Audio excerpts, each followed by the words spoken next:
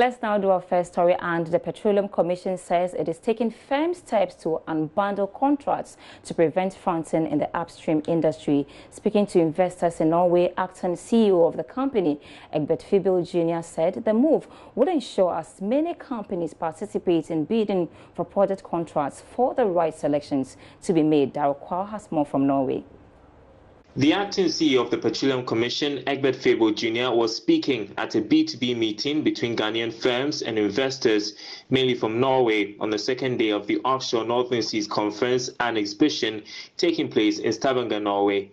He explained why it has become important to unbundle contracts. We seek, among others, to have everyone who has, or every company that has the needed competency to be able to bid for and win something. So we seek also to unbundle contracts. So we want to communicate here and now that we deprecate, conduct that, you see one company forming 3-4 other companies to get all the contracts in a particular value chain. When we see that, we will stop it and unbundle and free some of the contracts for everyone else who is fit, proper, to get something to do. Country manager of Norwegian firm Aker, which is due to undertake oil exploration activities, Jean Helge Skoken, updated the participants on the work done so far and opportunities for Ghanaian firms. As we speak, we are operational. We have more than 100 people located in Oslo and in Accra in Ghana. I am the country manager on the ground now in Ghana, and I have a good local organization supporting me, and the organization is growing as we speak. We are building up the organization now in Ghana with only local Ghanaians in the organization. The project is moving forward towards a realization. This year's Offshore Northern Seas Conference is being held under the theme Innovate. It has brought together major stakeholders in the oil and gas industry. Darrell Kwao, Stavanger, Norway. And if you're a lover of cars, this one is for you, because Auto Plaza has launched the 2019 Hyundai Santa Fe Deluxe and Limited Editions. The luxury vehicle, according to Auto Plaza, is expected to compete effectively with other luxurious cars on the automobile market.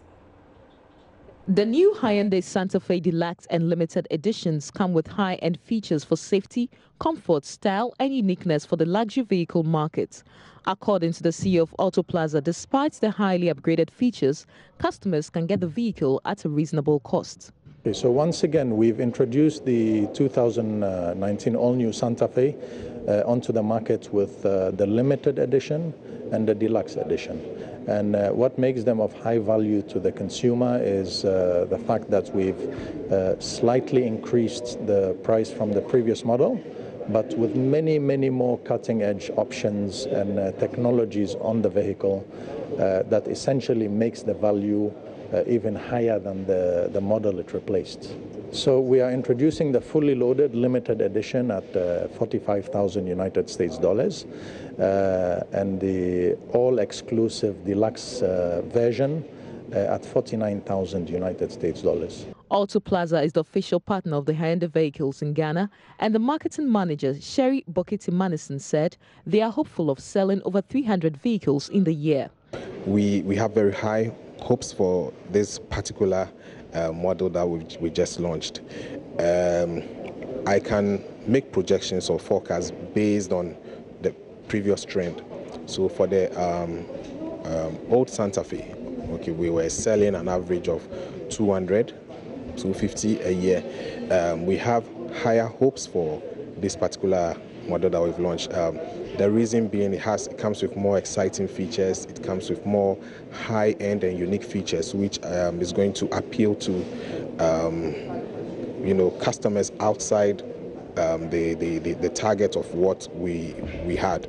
I believe with this model we are looking at selling between 300 to 350 models within a year. The new Hyundai Santa Fe is a 7-seater 4x4 SUV with interesting features like 360 surround view monitor camera, wireless phone charging, and temperature-controlled back-seating air conditioner. Sheila Tamaklu for Joy Business. You're still watching Business Live. You have more news after this break.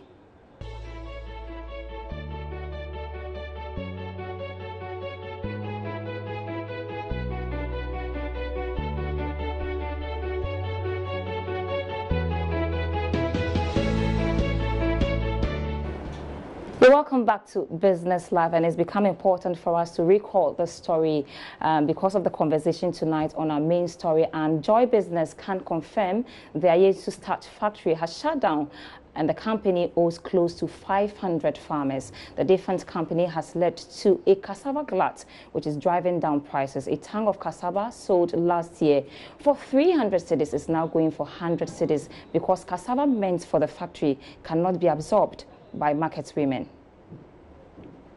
In the Bojase town, we're met by Charles Pardo, a farmer of cassava. He confirms to us that indeed the Yesu Starch factory has collapsed. Charles further gives us evidence by bringing a friend's receipt of payments the company is supposed to make. The receipt dates as far back as October 2017. Since then, farmers have not received any money. Charles' brother, Philip, says over 500 farmers are owed money, including himself. They are owing me about 2,000 plus. And about how many farmers do you think they are owing? They are more than 500. For now, several hectares of cassava planted purposely for the Yesu Starch factory is being left in the farms. Last 2 years, people banked their hope on the Yesu Starch factory. So a lot of farmers started growing the cassava. So this year, as the factory has closed down, there are a lot of cassava in the farms. So the Gari people, you say, it's a local market. So for them, when they come to the farm, they only buy a few. Let's say if you have, let's say, 10 acres of the cassava, the Gari people cannot buy all. They only purchase about, let's say, 2-3 roofs. Pricing currently, as a result, is a mess. Cassava last sold at the Yesu Starch factory at 300 cedis a ton is now 100 cedis, while cassava dough, which went for 80 cedis per bag, is going for 35 Ghana cedis. We're off to a Yesu Starch factory to see things for ourselves. There is virtually dead silence at the place. No official is willing to talk on camera, but we are told informally that the company is shut down. Information we gather is that they, however, have starch in store that needs to be sold. Ghana produces 16 million metric tons of cassava, out of which only 4 million is consumed. The first starch factory under the presidential initiative, which was bought by a private firm, the Yesu Starch factory, collapsed, leaves the country with no starch factory now. Cassava production alone forms 22% of the agricultural GDP, and the non-existence of Yesu only means a huge glut, driving prices so low for farmers.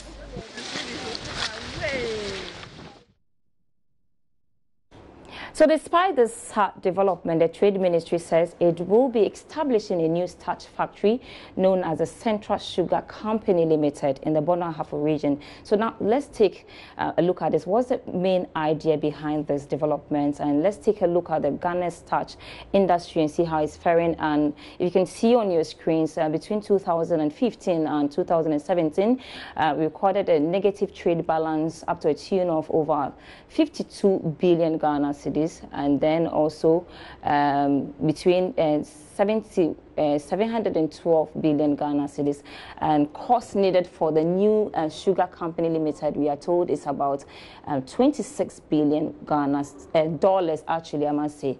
So this is how it's been looking. But when we move on, also you see that the source of this funding for the new factory we are talking about is going to be from a company known as China National Building and Material Company. And then also Universal Merchant Bank Limited will also be funding this new factory that is supposed to be established by the ministry.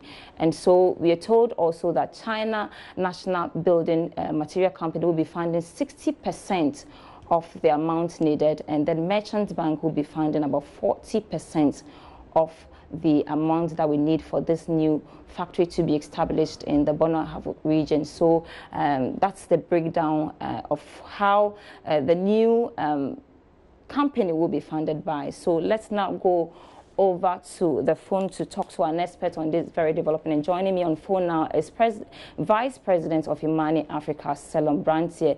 Salon, thanks so much for joining us. Hello, Salon, can you hear me?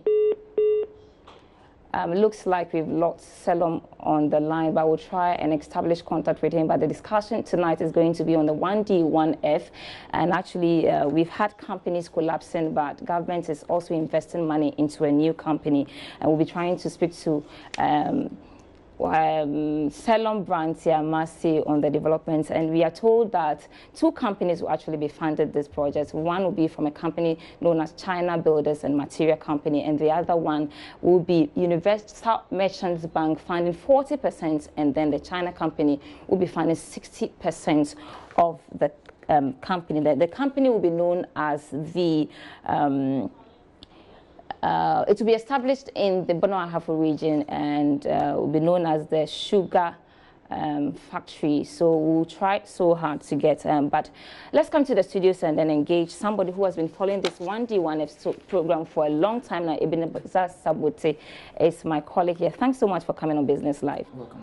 So Ebenezer, you've been following this story about the 1D, 1F. There's some sort of confusion out there.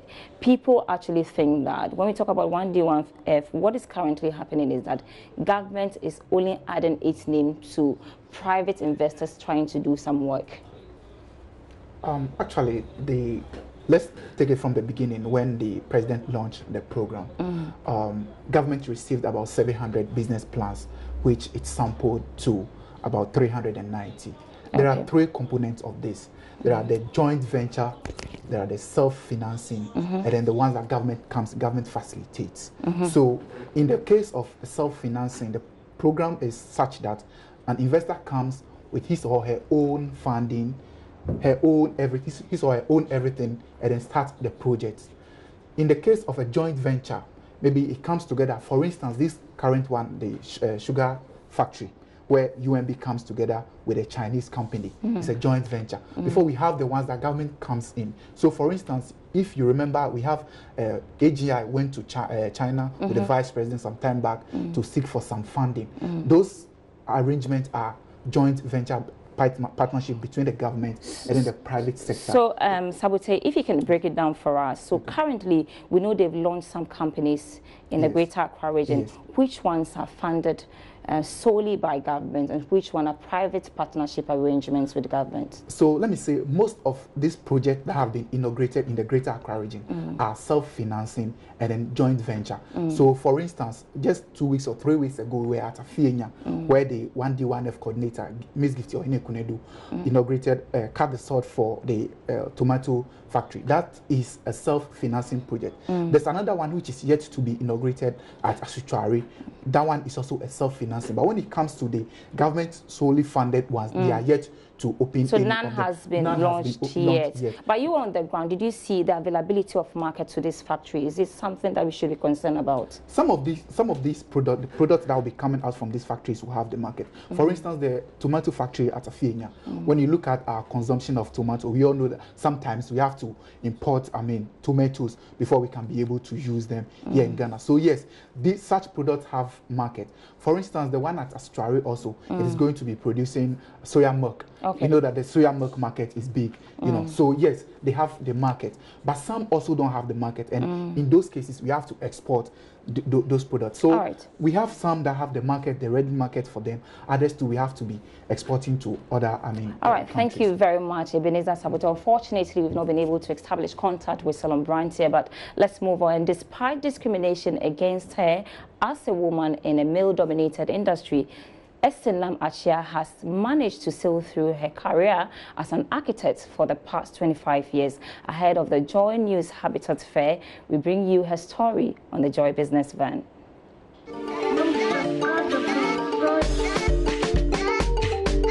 It all started for Estenam some 25 years ago when she walked into a private firm and landed her first job as an architect.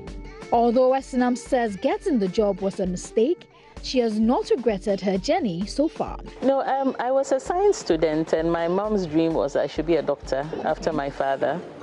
And for a while I tried towing the line, but I knew I didn't want to be a doctor, but I wasn't sure what else I wanted to be. So my venture into architecture was actually by mistake, because I ended up applying for 3 courses in the university: economics, book industry, and then also architecture, because I was interested in all, and I got all. So I went to the faculty of KNUST, the architecture department, and I spoke to one professor, who's very respected in the field. And after speaking to him, I thought I would really be interested in architecture. And I must say I haven't regretted taking that as my profession. With hundreds of her designs in several parts of Accra and Kumasi, Esenam says she has followed her passion, ignoring all hindrances as a woman. There's a lot of discrimination, unfortunately.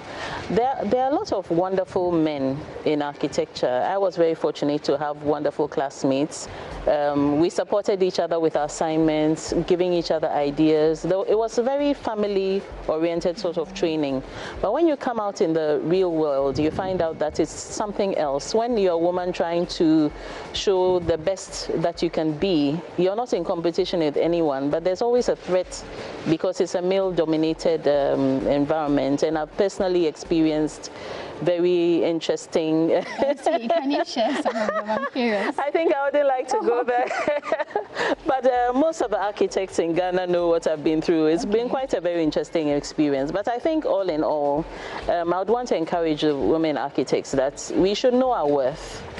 God made everybody for a reason, and nobody has the right to tell you that you're not good enough for anything. It goes also for the men. With technology and the introduction of many applications to aid architects, Esenam says architecture has been made easier and fun. Yet they are not appreciated in our part of the world. No, I must say architecture is not worth it now, because we are not recognized by our society as being very relevant. I think that is also because we've not made ourselves known, made our profession known. For example, most people think that architects just wait, they design a building for you, or they design something, just one thing. But they don't know that we are the people who actually work with the planners on the larger scope, and that therefore our services are indispensable. I'm hoping that we will get to a point where it's understood that the way we are growing as a country, we need the architect to actually translate the environment into the way it should be. With many building designs readily available to be downloaded for free on the internet, why will I still need the services of an architect? There are a lot of things online, but then when you translate them into the Ghanaian context, you find out that the design doesn't really work. So you need a local architect who can translate your vision into what you need, and then look at the climate as well. Look at even the way we Ghanaians live. Yes, we are not as traditional as we used to be. We've been exposed with so many things, but it's the Ghanaian architect who can actually translate what you want so that you're very happy with it.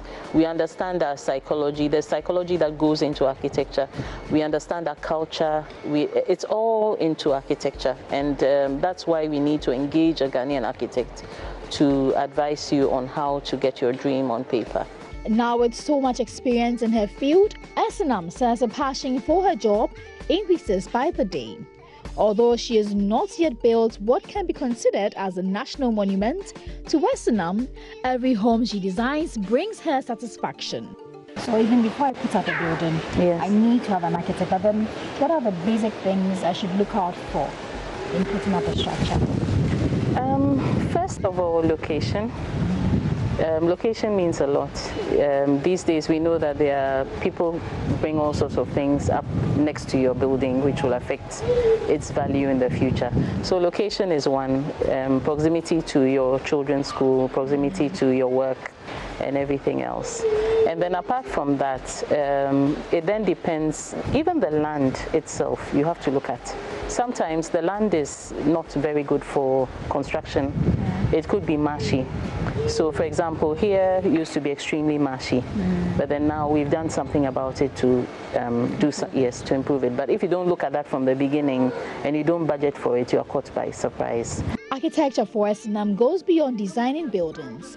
Managing and maximizing the potential of every space, she says, is key. It should also not just consider the present, but also the future.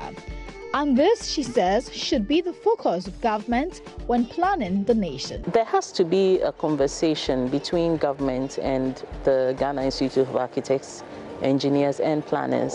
We are overcrammed, our schools are overcrammed because our population has more than doubled since independence. It's actually gone 4 times since independence, and our facilities haven't grown proportionately. We talk about, industrialization to provide jobs, agriculture to provide jobs, energy being more efficient. All that is around architecture. How can we as a country move to the next level? And from this sort of, we are now above poverty, but not quite there yet. A building is more than just a roof over a head. In S&M's words, it is a tool for growth.